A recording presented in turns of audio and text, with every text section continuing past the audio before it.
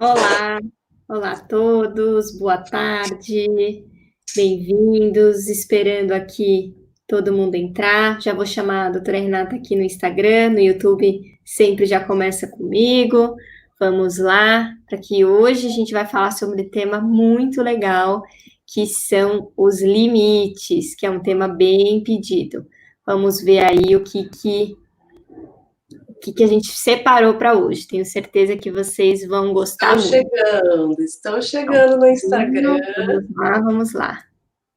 Aproveita, quem você já tem dúvida aí na ponta da língua sobre os limites, já pode ir mandando, porque hoje o assunto é isso. Olá, Rê, bem-vinda. Olá, tudo bem, Bá? Vamos para mais uma live. Vamos lá, vamos lá.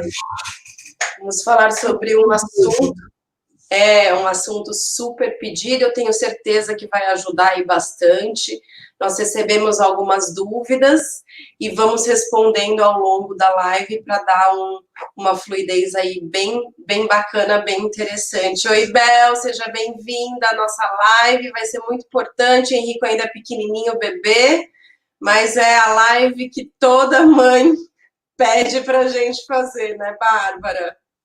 Exatamente, exatamente. E é um tema que é super importante e não tem fim nunca, né? É um tema que a gente fala sempre, a gente tem uma teoria muito clara sobre, mas na prática é sempre um desafio. Então vamos lá, vamos tentar ver o que é possível a gente discutir sobre esse assunto e como que a gente pode conversar. O pessoal está chegando e vamos pensar. Vamos começar? Lembrando que a gente também está transmitindo pelo nosso canal do YouTube, Pais Preparados, Filhos Felizes. A gente sempre monta uma apresentação visual, tem gente que gosta muito de ter uma referência, de olhar, de ter uma referência visual, então quem quiser também será transmitido ao vivo no nosso canal do YouTube, depois o link fica lá. Tá bom? Então, vamos começar com temas limites. E, para quem está aí acompanhando pelo nosso canal do YouTube, tá tudo bem? Tá tendo eco? Como que tá a transmissão? Podemos começar? Tudo tranquilo?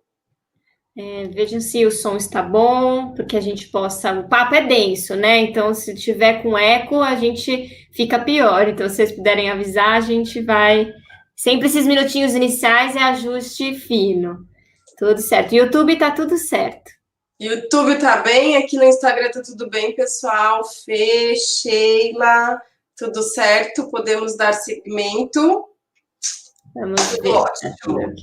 Ótimo. Então, vamos lá. Então, para quem está acompanhando pelo YouTube, nós colocamos duas fotos. Então, uma foto é um caminho com limites, e na segunda foto tem vários caminhos. Em um, a pessoa vai e segue, na verdade, até o caminho de Santiago de Compostela. Não sei se alguém já foi. Eu não fiz, obrigada pelo feedback. Eu ainda não fiz, mas é um dos lugares que estão lá na minha listinha. Se alguém já foi, coloca aqui um comentário para me dar mais ânimo e motivação. E o também não fui, tenho desejo. Desejo, né? Então é uma fotinha aí de Santiago de Compostela. E a outra foto é uma pessoa perdida e com vários caminhos a seguir e indeciso. E que mãe não se vê muito nessa fase 2, né? Que tem vários caminhos para seguir e fica, às vezes, muito perdida, sem saber para onde vai. Então, quando a gente tem ali um norte, um limite, fica muito mais fácil transicionar com tranquilidade e segurança. E é exatamente esse que é o papel do pai, o papel da mãe no processo de criação das crianças. É ser esse norte, né? Então, é igual aquele joguinho que a gente jogava, vai empurrando a bolinha para cá, vai empurrando a bolinha para cá e vai dando um direcionamento. Mas dar esse direcionamento não é nada fácil, porque tem toda a parte de uma criança ainda em processo de desenvolvimento, de uma criança ainda se encontrando, de uma criança sem referência alguma. Então, o pai vai ter que dar esse limite. E dar limites, num primeiro momento, não é legal, né? Lembra quando a gente era adolescente? Ai, meu pai, ai, minha mãe, agora a gente entende tudinho, não é verdade? Mas é extremamente importante. E a criança, quando sente que ela está largada, porque essa é a sensação dela ali, não sei, não tenho noção, não tenho referência alguma, os meus pais são os meus cuidadores, as minhas referências, os meus exemplos, não estão nem aí, então ela realmente, ela se sente muitas vezes desmotivada, desamparada, desprotegida, e muitas vezes isso pode soar até como falta de amor. Então, coloca na cabeça de vocês essa frase. As crianças precisam de limites. E lá no fundo, elas gostam desse limite. Então, acho que é a primeira frase para a gente começar esse bate-papo, né, Bárbara? Fantástico isso que você trouxe, Rê. E eu gosto sempre de fazer uma referência quando eu falo disso com os pais. Assim, pensa quando você coloca um copo de água, né? Você coloca água dentro do copo. Quando a gente coloca água dentro do copo, a gente está dando um limite para a água, certo? Ela tem ali, e aí quando você coloca o limite na água, você consegue transportar, você consegue colocar de um lugar para outro, você consegue dar direcionamento para a água. Se você joga a água na mesa, ela esparrama, ela derrama, você não consegue pegar mais aquela água, e aí ela está sem limites. Então, é pensar um pouquinho sobre isso. Uma coisa sem limites é uma coisa fluida, uma coisa perdida, é uma coisa que a gente não consegue segurar, não consegue conter, é uma coisa que derrama, e aí pensa, água em cima da mesa derramada faz sujeira, faz aquela coisa, aquela... Vocês já imaginam. Então, lembra sempre disso que a doutora Renata falou. As crianças precisam de limites. É como colocar água no copo. A gente precisa dar o contorno. O copo está preso? Ele não está preso. Ele está só com um contorno ali. A água continua ali, podendo exercer as propriedades que ela foi destinada a ser feita, mas ela precisa do contorno para que a gente possa conduzir e principalmente atingir o máximo potencial. Então, é muito, muito importante a gente pensar sobre isso. Porque apesar de elas fazerem birra, né, Rê, elas precisam muito desses limites. Isso, e lembrar que naquele momento que as crianças mais fazem birra, quando que é? Vamos lembrar um pouquinho, vou pedir até para a Bárbara lembrar sobre rapidamente sobre as fases de desenvolvimento emocional da criança, que tem tudo a ver com essa necessidade de limite. Então, lembrar que a criança não é um adulto em miniatura, que ele está em processo de crescimento, em processo de desenvolvimento, e que quanto mais a gente cresce, a gente precisa das referências. E que nesses primeiros 2 anos, o crescimento é aquele crescimento exponencial, ou seja, nunca mais a gente vai crescer tanto quanto cresce nesses primeiros 2 anos de vida. E tem também o desenvolvimento psíquico, o desenvolvimento emocional, que acontece uma grande virada ali por volta de 2 aninhos.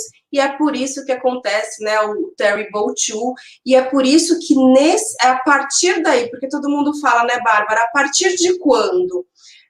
Desde sempre, mas desde muito pequenininho, 1 ano e meio, a gente já precisa trabalhar muito essa questão dos limites. Lógico que a gente vai abordar aqui o como, né? É muito importante ter essa consciência da importância do limite e também como fazer para que seja um processo gostoso, prazeroso e que vocês consigam curtir o processo. Eu acho que o mais legal é enxergar as pequenas vitórias e enxergar esse tipo de desenvolvimento também emocional da criança. Então, eu vou pedir para a Bárbara falar um pouquinho do que acontece, principalmente no desenvolvimento emocional da criança, que aquele bebezinho que deixava a gente pôr de um lado, pôr do outro, só chorar, não chorava, ria, né? Chorava só quando tinha algumas necessidades bem pontuais e básicas para serem atendidos, começa a se manifestar, e aí sim que os pais precisam intervir com mais frequência. Sim, é muito importante a gente entender que a maturidade da criança, ela é composta por etapas, tá? Então a gente tem 3 etapas do desenvolvimento da maturidade, tá? Porque a gente tem outras coisas que levam em consideração, mas como a gente está falando de limites, a gente está falando de birra, eu quero falar sobre o estágio de maturidade, tá? Então a gente tem 3 estágios. O estágio 1 é o estágio egocêntrico. O que significa? A criança, ela acha que ela é o centro do mundo, então tudo que acontece com ela, ao redor dela, na vida dela, tem a ver com o próprio desejo, as próprias vontades, as coisas que elas querem fazer. Então, é o eu, eu, eu. E aí, o que a gente espera nesse estágio de desenvolvimento? Que vem do nascimento, né? A criança, o pico desse estágio é ali os 2, 3 aninhos, que são os terrible twos, os teenagers, todo mundo fica enlouquecido, sem saber direito o que fazer, mas é esperado todo esse comportamento. E a gente começa a encerrar essa fase ali por volta dos 5, 6 anos, que é a fase totalmente egocêntrica, tá? E aí a criança passa para o estágio número 2, que é um estágio de maior cooperação. E é interessante, quem tem uma criança nessa idade, 5, 6 anos, até mais ou menos ali os seus 9, 10 anos, a criança, ela já entende noção de causa e consequência, ela já entende essa questão do combinado, ela gosta de cooperar, ela gosta de ser ouvida, ela quer fazer as coisas por ela. Então ela fala, ai, deixa eu fazer, ou ela fica feliz quando ela se sente útil. Então é uma fase onde a gente tem que usar esse estágio de maturidade para que ela consiga resolver pequenos problemas, ela se sentir útil. Mas ainda não espere nessa etapa um desejo genuíno de contribuir com tudo ainda. Ela ainda é imatura, ela ainda é uma criança, ela ainda tem desejos, ela ainda vai querer cooperar, desde que os desejos dela estejam em primeiro lugar. Quando não estão, ela vai fazer a birra dela, ela vai chorar, ela vai tentar ganhar ali. Ela não é tão egocêntrica quanto no estágio número 1, mas ela ainda não tem total capacidade cognitiva para sustentar todas as emoções. Ela está mais disposta a colaborar. E aí a terceira etapa, que é uma etapa onde a criança ela já entende os princípios morais, ela já é mais responsável, a criança ela entende que ela precisa fazer a coisa certa pela razão certa, e nem sempre a coisa certa é só aquilo que a gente deseja, ela já entende isso, e não quer dizer que ela vai cumprir em todos os momentos. A gente está falando de estágio. Como qualquer estágio de desenvolvimento, a gente vai aumentando o nosso nível de maturidade. Então, ela sabe o que precisa ser feito. Não quer dizer que ela vá fazer em todos os momentos, mas aí ela já saiu do estágio egocêntrico, é uma fase onde a gente já está ali na puberdade, início da adolescência, onde os grupos são importantes. Então, essas questões dos valores, eles são muito importantes. Então, o estágio de maturidade ele tem tudo a ver com essa questão da capacidade de regular as próprias emoções e tem a ver com esse estado de sentir. Então, a gente precisa pensar que é marcado pelas idades, mas chega um pedaço do desenvolvimento da criança que, se a gente não dá o estímulo adequado, não dá os limites, que é o que a gente vai falar hoje, não faz essas questões, a criança não passa do estágio de maturidade para o outro. Ela fica lá no estágio 1. Quantos adolescentes eu já não atendi no consultório que tinham estágio de nível de maturidade 1? Não passou para o 2 e muito menos chegou no 3. Então, a gente precisa entender que existe, sim, marcadores do esperado, mas isso não quer dizer que vai acontecer em todos os casos. Se a gente não, como educadores, não tiver as condutas adequadas para que esse desenvolvimento de maturidade ocorra, a gente vai encontrar muita gente de 40, 50 anos extremamente imatura. Então, é para a gente pensar, por isso que a gente separou um dia inteirinho, né? A semana inteira a gente está fazendo post, a gente está fazendo a live sobre limites, porque é fundamental para passar de uma etapa para outra. Isso, e as crianças lembrando daquela frase do começo, elas precisam até lá na adolescência, que eles querem negar a família, né, falam mal da mãe, fazem birra para a mãe, mas até neste momento, lembrar que também, tanto a parte emocional, mas também a parte de arquitetura cerebral ainda está em formação. Então, cabe aos pais, aos cuidadores, fazer o que a gente chama de janela, aproveitar a janela de oportunidade, que é dar o estímulo correto, no momento correto, para que essa criança consiga realmente passar aí de um estágio de maturidade para outro, não só na parte física, mas também nessa parte emocional, então isso é super importante. Sim, doutora Ana, que bom ter você por aqui. Bem-vinda.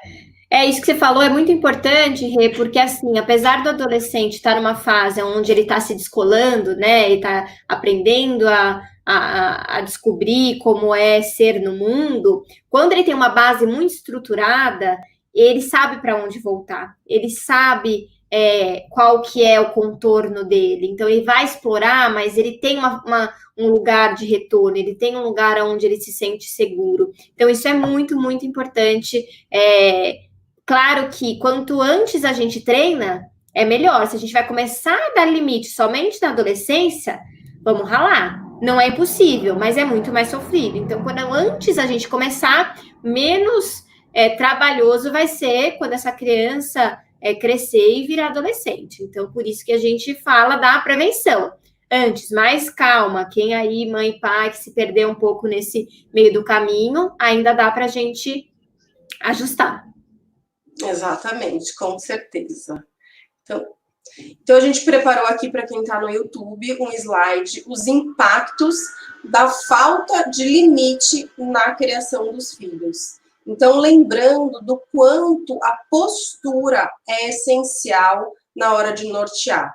Então, eu vejo que em muitos casos no consultório, as mães me trazem alguma dificuldade de impor limites, mas muitas vezes o que sai da boca não corresponde àquela postura. Então, a entonação, a gente precisa entrar num personagem de firmeza, que é muito diferente do autoritarismo que a gente já conversou um pouquinho, tá? Então, a gente pode sim e precisa, para colocar os limites na criança, de firmeza e gentileza. A gente vai falar um pouquinho melhor sobre isso lá na frente. Mas quando a gente vai falar com firmeza e para a gente conseguir ser entendido por essa criança, a gente precisa de uma entonação de voz, de uma postura, de um olhar, para que todo esse cenário gere uma conexão e a possibilidade de compreensão. Quando a gente fica nos extremos, né, ou no autoritarismo, ou na permissividade, a criança também se sente perdida, ela perde essa referência. E muitas vezes o que acontece é a gangorra.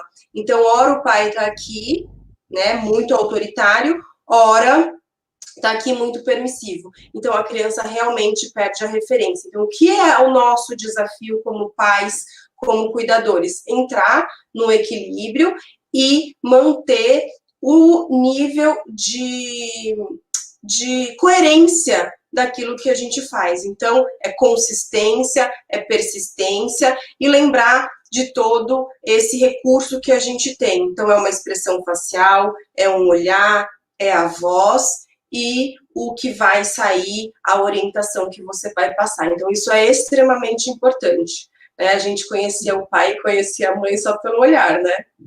Exato, é muito, muito importante. Porque se você tá dizendo não, mas você tá com um tom de voz, ai, filhinho, por favor, não faça assim. Você não tá colocando o limite necessário. A criança não tá entendendo que é para parar mesmo. Ela fica, sei lá, acho que dá para continuar, né? Acho que não é tão sério assim. Então, sim, a coisa precisa ser muito bem delimitada e a gente precisa ter essa postura, porque senão, até saiu um post essa semana que a gente fez, se você não viu, acho que recomendo você ir, sobre a banalização do não. Porque sim, o não pelo não, sem postura ou sem coerência, ele para de funcionar. E aí vem muito essa dúvida dos pais. Mas eu falo não, eu falo um monte de não, e mesmo assim ele não me obedece ou não me escuta. E tem muito a ver com isso que a doutora Renata acabou de falar. Exatamente, a gente até colocou, né? Várias mães chegam no consultório, mas doutora, ele só fala não, essa criança tem 2 anos, ela só fala não. Aí eu brinco. O não tem também essa parte psíquica, de desenvolvimento psíquico, dele começar a se entender como ser único e com vontades próprias, mas também talvez seja a palavra que ele mais ouve, porque não pode, não, não, não, não. Então a criança realmente ela perde um pouco da referência. Então uma dica, e que a gente faz inconscientemente, mas uma dica é a gente pensar exatamente em falar o não no momento que realmente não pode. Então a criança vai colocar o dedo na tomada, aí não pode, machuca. Então, a criança vai pular na piscina sozinha. Não pode pular na piscina sozinho, né? Então, quando, de repente, ele vai tirar a cadeira do lugar. Filho, a cadeira tem que ficar aqui. Se a gente fica, não coloca a cadeira, não tira a cadeira, não guarda o brinquedo, não faz isso, não faz aquilo, realmente ele não tem a referência daquilo que é muito grave, a gente acaba banalizando o não. Então é muito importante a gente sim falar o não quando realmente esse não couber e houver risco, para que essa criança entenda, quando ela ouvir o não, realmente vai ser um sinal de alerta. Em todos os outros casos, explicar o porquê das coisas. Até porque é muito importante, já aproveitando a parte de desenvolvimento, quanto mais a gente verbaliza, mais a gente aumenta o vocabulário receptivo dessa criança.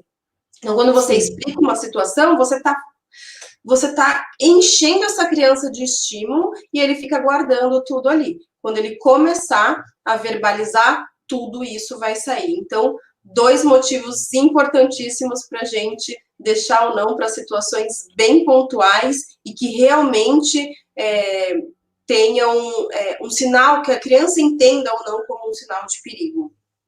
É isso que você está falando, tem tudo a ver para a criança passar de um estágio para o outro. O que faz ela passar de um estágio para o outro? Ela compreender o porquê não das coisas. Porque se é só comportamental e ela não internalizar os motivos, as razões, o que estiver acontecendo, isso realmente não gera o aprendizado.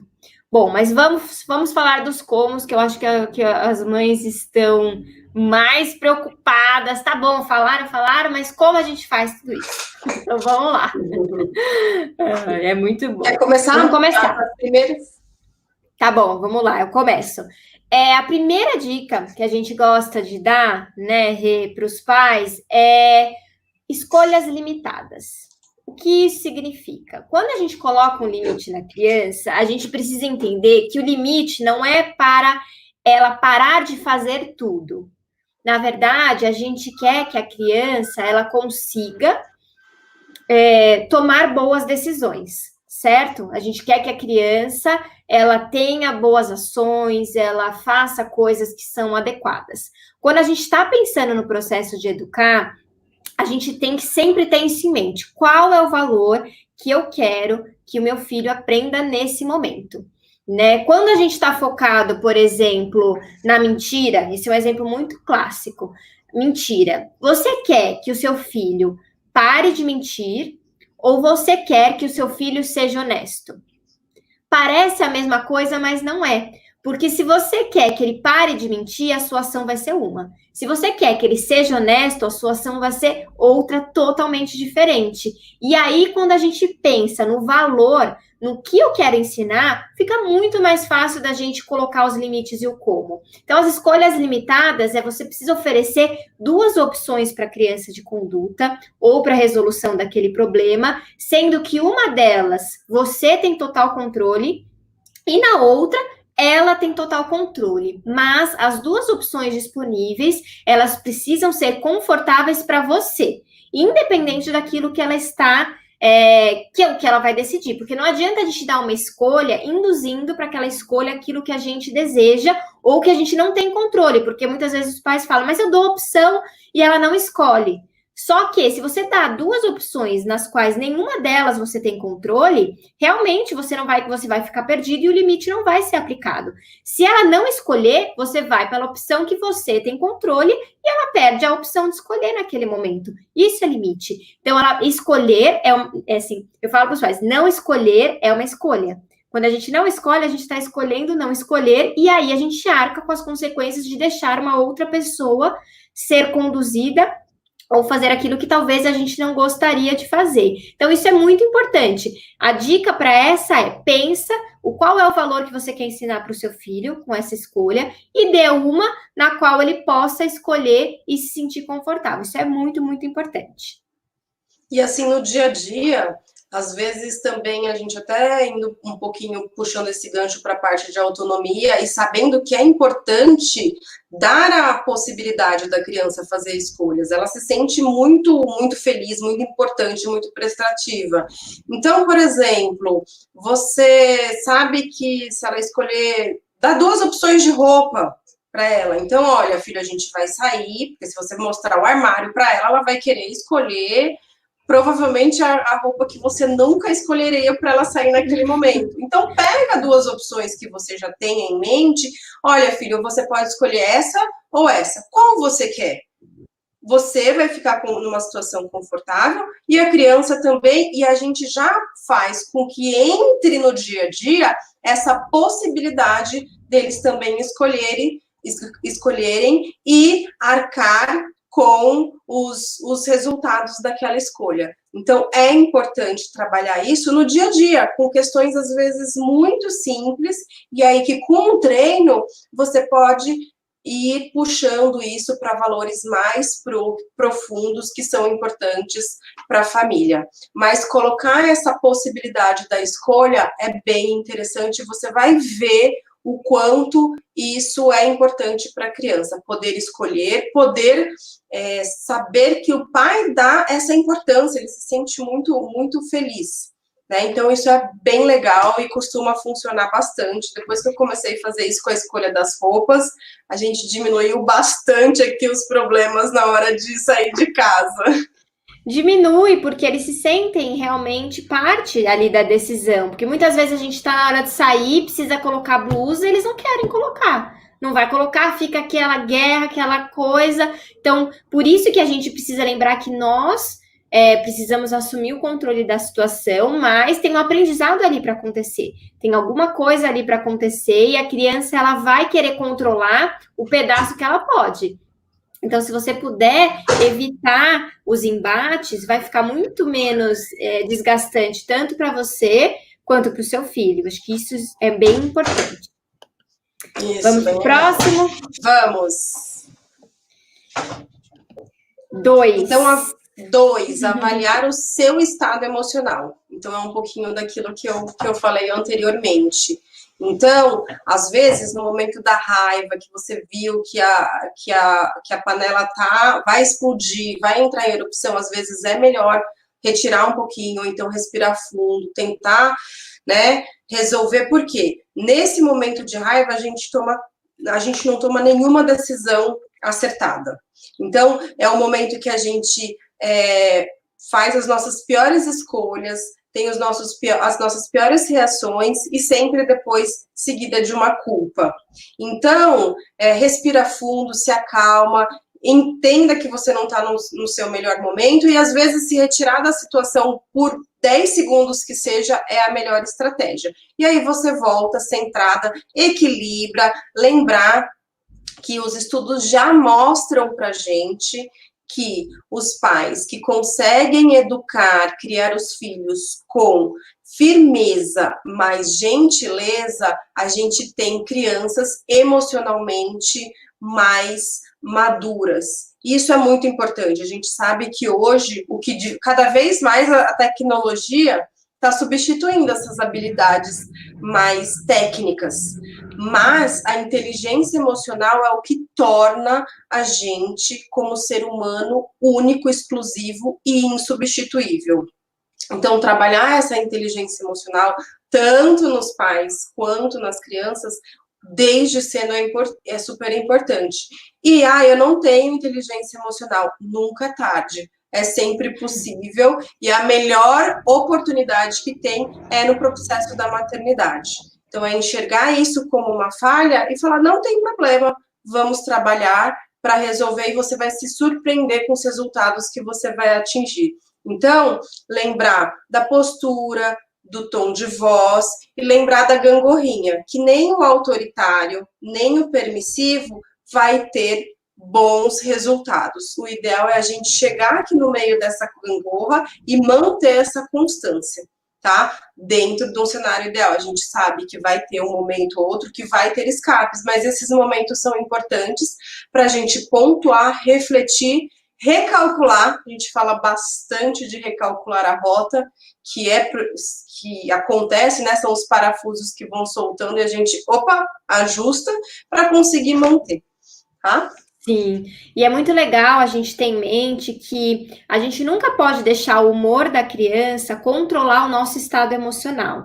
Isso é muito comum. Eu tô falando de criança, mas qualquer relação, se a gente se deixa influenciar diretamente para o estado emocional do outro, ditar como vai ser o nosso estado emocional, isso demonstra que a nossa inteligência emocional ela tá muito pequena.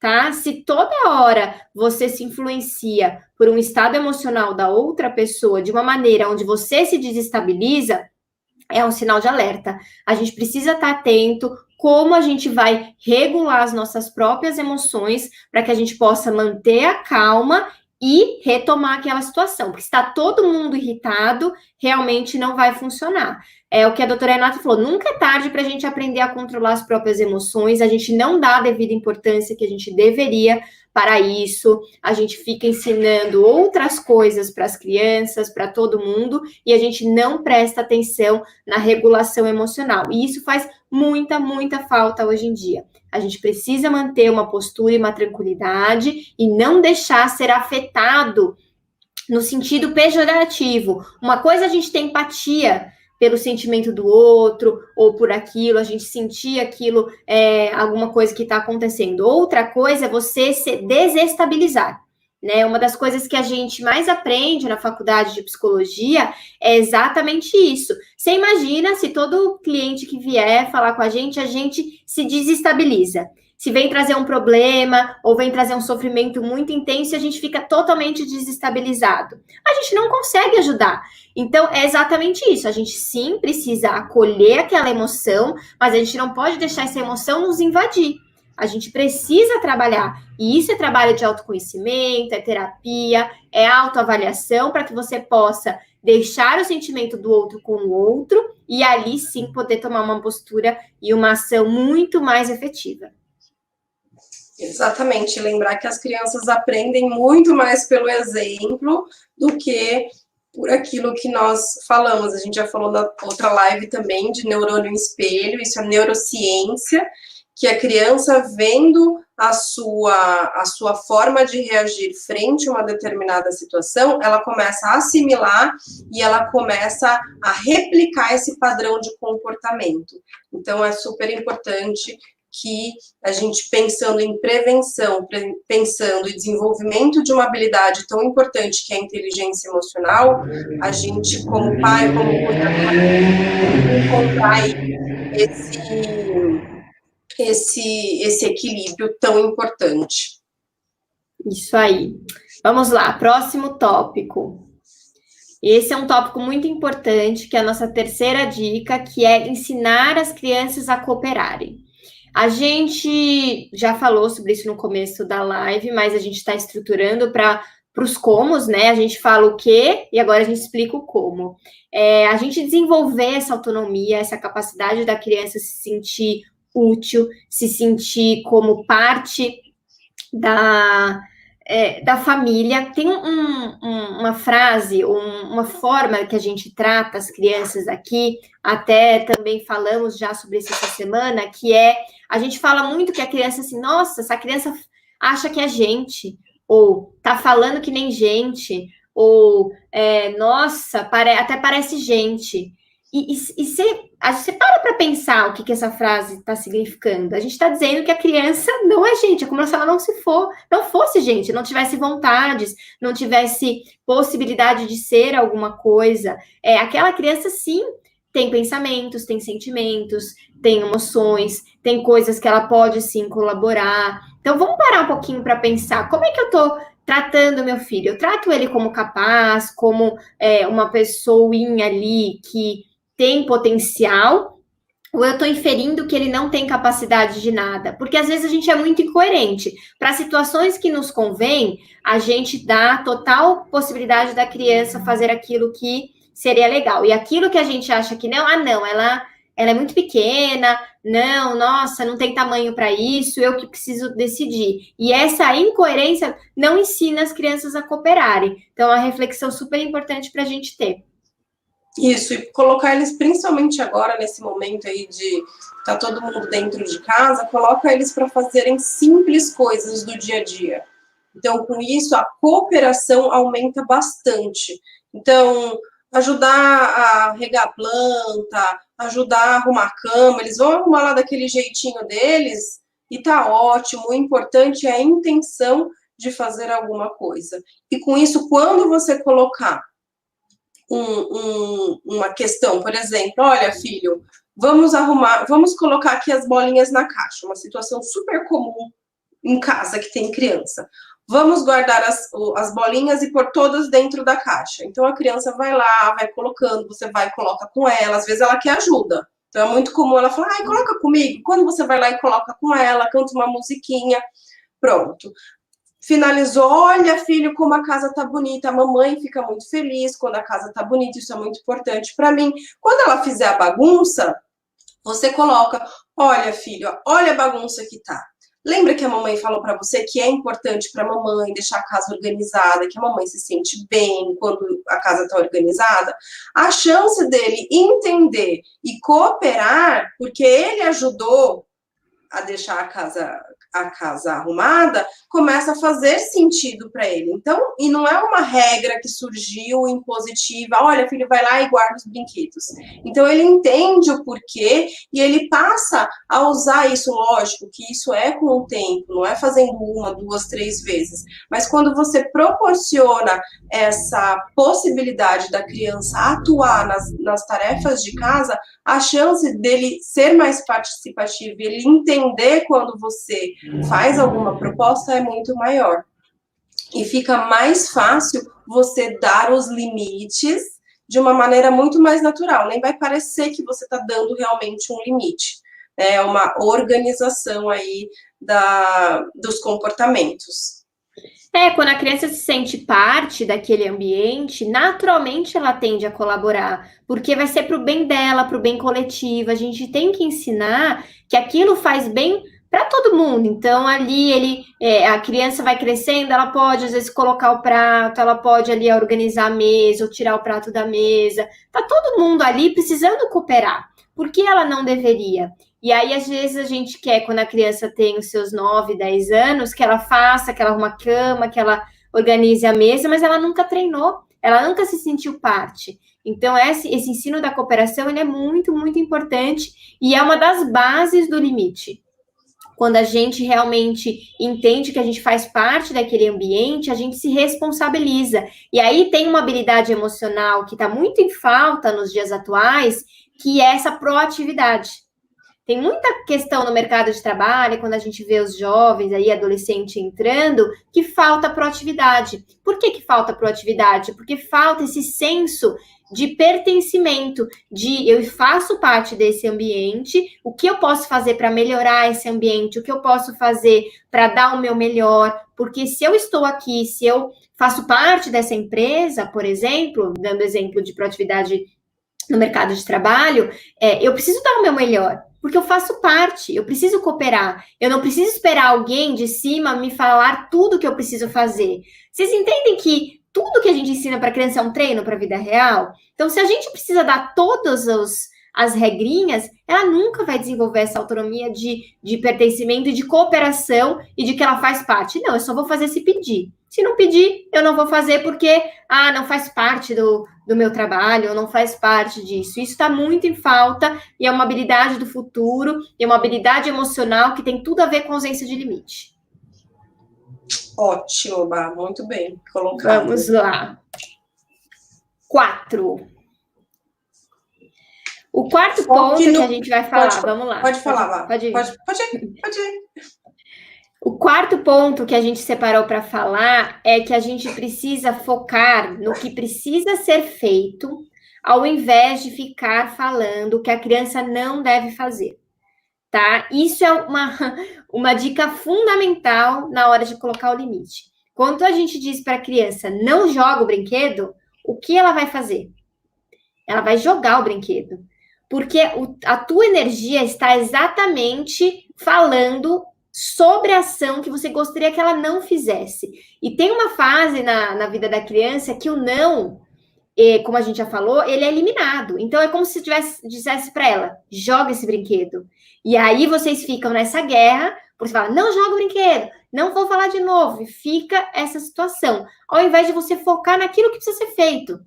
Fala: filha, o brinquedo é para colocar na caixa. Ou os brinquedos, eles são feitos para brincar aqui. Se você joga, ele quebra. E aí você vai ensinando aqueles processos. Então, ai, nossa, Bárbara, mas aí fica muito chata. Eu não vou conseguir pensar nisso nunca. Vai ficar muito cansativo. E aí eu sempre penso, tudo bem, você pode não tentar alterar esse comportamento, mas isso vai te deixar cada vez mais desgastada se você para pensar. Então, são mudanças muito importantes. E não é só, mas não faz diferença. Faz toda a diferença. Quando a gente fala o que a gente quer que a criança faça, a gente tira o foco do negativo e a gente tira. Parece que a gente está quase pedindo para a criança competir com a gente. Então, quanto mais a gente fala para ela não fazer, menos ela quer cooperar. E lembrar que toda mãe, todo pai que tem criança aí por volta dos 7, 8 meses vai lembrar o que eles mais gostam de fazer. E isso tem a ver com desenvolvimento, pegar o brinquedo e jogar no chão. Tá. Isso para eles é muito divertido. Muito divertido, porque ele está testando a questão de profundidade, o barulho que faz, que determinado brinquedo cai em um lugar, o outro vai para longe, como que faz, depois volta, ele faz de novo. Então, tudo isso para ele é experiência. Então, às vezes, se a gente não deixa claro para a criança, o que para a gente às vezes parece muito óbvio, não pode jogar o brinquedo. Por que não pode jogar o brinquedo? Então, porque na visão da criança é super divertido aquilo. E às vezes, no momento de raiva, é a demonstração da raiva. Então, a gente tem que ensinar para ele, vamos lá, trabalhar as emoções, que a gente já falou aqui também. Então, o que você está sentindo é raiva, aproveita esse gancho para trabalhar. Então, quando a gente começa a criar sentido para as coisas, a gente vai, aparentemente, nesse primeiro momento, tendo mais trabalho, mas a gente está evitando um monte de outros problemas que certamente virão lá na frente. Porque a criança está em aprendizado, ela está em construção e ela precisa de todas essas referências que às vezes passam batido. Não, eu vou ficar falando? Para a gente, adulto, é muito óbvio, mas para o olhar de uma criança ainda não. Isso é muito importante, porque a gente vive falando que a criança não pode fazer, mas a gente não fala com a mesma frequência as coisas que ela pode fazer. E aí fica em desbalanço. A criança ela ainda não sabe exatamente todas as situações. E olha, às vezes a gente acha que se a gente falou uma vez, ela vai aprender. Mas ela não vai aprender na primeira vez. Não é assim que o aprendizado funciona. A gente precisa falar várias e várias vezes. Mas eu já ensinei, eu já falei e ele não aprende. Calma, né? Tem até um estudo que eu gosto muito, que eu sempre falo, que é para um aprendizado se consolidar, a gente precisa falar mais ou menos 1.100 vezes a mesma coisa, para a gente ler aquele conteúdo, aprender. Então, assim, às vezes você não falou 1.100 vezes, está faltando um pouquinho ainda, precisa falar mais um pouco mais. E com paciência e persistência, vai, não é verdade? Vai, com certeza, vai. E a quinta dica, vamos lá, Rê, apresenta aí para eles, a quinta dica. As correções exatamente efetivas. Então, é você corrigir o comportamento e não corrigir a criança. E a gente cai até um pouquinho na questão dos rótulos. Você é preguiçoso, você não faz a coisa certa. Então, olha, filho, você jogou o papel no chão. Então, você vai focar neste comportamento. Aqui a gente joga o papel no lixo, porque senão a casa fica suja. Não dá para a gente viver numa casa suja. E não taxar a criança, rotular a criança como você sempre faz isso, né? Então, focar sempre no comportamento naquele momento, sem julgar Sim. e sem rotular. É dizer para a criança que você não gostou do que ela fez. Então, isso que você fez não foi legal. Isso aqui que você está fazendo não está legal. Então, é foco na ação, naquilo que ela está fazendo. Não é ela que é chata, não é ela que não é legal, não é ela que é preguiçosa, é a ação que ela está fazendo.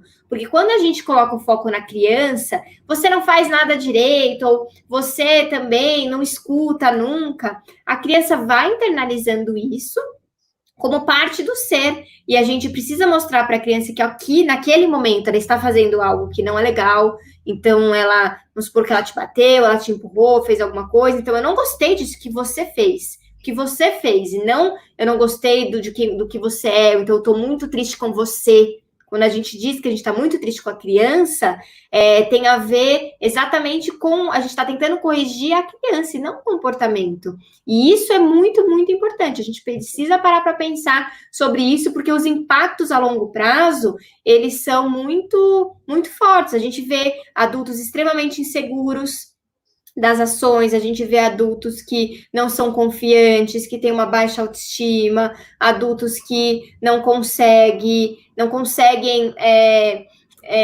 ter ações efetivas. Então, a gente fala muito sobre isso. Ah, mas eu vivi tudo isso e não morri. Que bom que você está aí vivo, mas a que custo, né? Vamos parar para pensar? Se você é um adulto ansioso, inseguro, explosivo, será que você não teve nenhum impacto?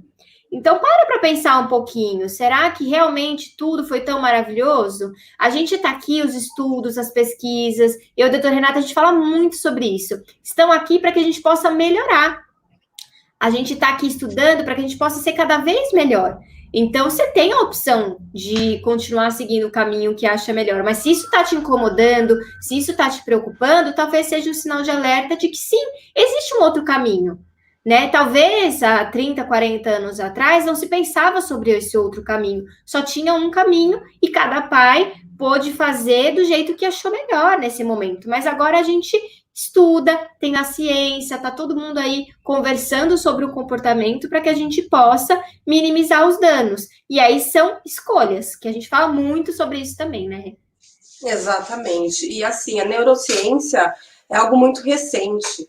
Então, a gente usar comportamentos antigos e que são comportamentos porque foram impostos ou porque a gente também não tinha muita opção, é a gente ignorar tudo isso de novidade que está evoluindo também de forma exponencial. Então, hoje tem muito trabalho, tem muito estudo, tem Nobel que mostra que sim, a primeira infância é a melhor fase para a gente desenvolver potencial, para a gente pensar num futuro melhor, para a gente pensar em crianças melhores, que serão adultos melhores. Então, isso sim é importante e a criança, por mais que ela vá para a escola, que ela saia, é no seu núcleo familiar que ela detém a maior fonte de aprendizado, que é nas relações que ela tem ali com pessoas de alta confiança, que são os pais, que são as referências, que são os irmãos. Então, criar esse ambiente favorável é essencial. A gente sabe que hoje não é mais só genética, como acreditava-se que era antigamente. Nasci assim e assim viverei. Não, a gente sabe o quanto esse ambiente interfere e o quanto o papel do cuidador, o papel dos pais, ele tem uma função de ou potencializar, melhorando muito o desenvolvimento dessa criança, ou até não permitir que ela atinja o seu potencial. Né, a gente hoje cada vez mais tem PET, eles estudam o cérebro dos bebês, é o maior motivo de estudos hoje, justamente para isso. Às vezes a gente fica pensando em ações para os adultos lá na frente, não, a gente tem que pensar aqui. Porque quando a gente muda essa criança aqui no começo, certamente a gente vai evitar gastos, custos e demandas desnecessárias lá na frente. Então, é importante, vale a pena. O universo infantil é fantástico para quem quiser mergulhar. A gente adora falar sobre isso, né, Bárbara? Então, por Sim. isso que temos até esse canal, Pais Preparados, Filhos Felizes. A gente está fazendo várias postagens, porque a gente entende, sim, que é importante dar informação consistente, atualizada, porque realmente vai fazer a diferença. Exato. E aí, para a gente começar a finalizar, o segredo é exatamente estar no como fazer. É isso que a gente está falando. A gente precisa entender qual é a melhor conduta, como que a gente pode melhorar, o que que não está legal. O aprimoramento ele é diário, é ali, tentativa e erro. A evolução da espécie humana foi assim, tentativa e erro. Fiz, opa, não funcionou. Fiz, oh, funcionou, evoluí. Não evoluí. É assim que funciona. Então pensa, qual que é a maior dificuldade que você tem para dar limite para o seu filho? Para pensar. É o seu estado emocional? Você é muito irritada, muito explosiva? Ou o que acontece? Você é metódica e aí você não gosta do jeito que seu filho faz as coisas? Qual é a sua maior dificuldade? É Ou ali, até, nesse ponto, ou né? até, Pode falar. bah, muitos pais, eles não querem replicar aquele autoritarismo dos pais e acabam indo para o outro ponto, que é ser Exato. extremamente Permissividade. permissivo.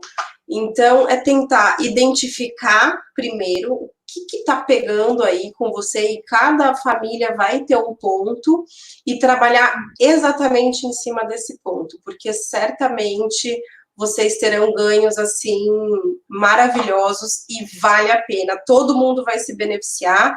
E o mais legal de tudo isso é vocês conseguirem vivenciar dias mais tranquilos e sem aquela sensação de no final do dia, nossa, foi denso, foi pesado, parece que eu não aprendi nada de novo, parece que eu não consegui passar nada de novo para o meu filho. E quando esse dia acontecer, porque ele vai acontecer, né, afinal de contas somos seres humanos, lembrar que tem o dia seguinte e que dá para a gente recalcular a nossa rota diariamente, e que é errando que a gente consegue aprender e se beneficiar depois de novas conquistas. Sim, por isso que a gente precisa sempre contar com fontes confiáveis. Hoje a internet, ela tem muita coisa, principalmente sobre crianças, infâncias, tem bastante blog, tem bastante canal no YouTube, eu acho que é legal, mas tomem cuidado com o excesso de informação. Quando a gente está perdida, sem o foco, qualquer informação influencia e muitas vezes te deixa mais culpada. Então toma um pouco de cuidado, busca, né, pessoas que estudam sobre o assunto, que tem ali uma vivência prática, que possa te auxiliar, para que possa te ajudar nessa evolução e não te ajudar a sentir mais culpada, porque mãe não precisa de mais culpa, né? Já vem com um pacote bem grande quando a criança nasce. Então vamos tomar um pouco de cuidado, que é um dos nossos objetivos, por isso que eu e a doutora Renata, a gente trabalha junto há anos, né? A gente juntou a psicologia e a pediatria exatamente para isso, para a gente falar sobre a parte psicológica e a parte física, que a gente sabe que essas duas coisas precisam estar andando em conjunto.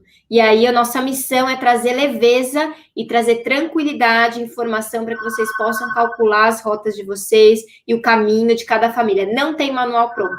Então, se alguém está te tentando vender manual pronto, foge, porque isso não existe.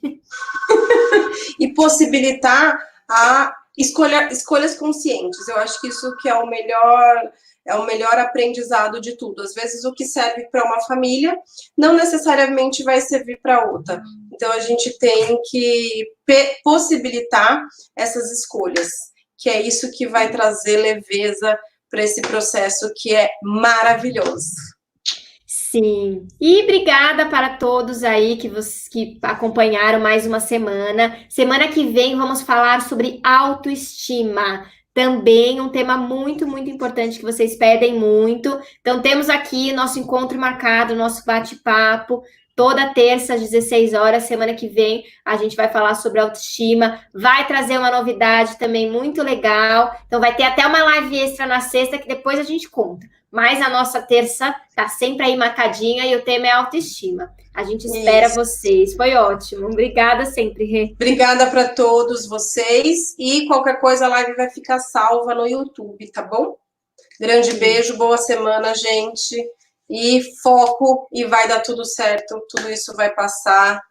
Muita força aí para vocês, pais vitoriosos, que a gente sabe que não é nada fácil. Grande beijo. Até semana que vem. Tchau, gente. Tchau.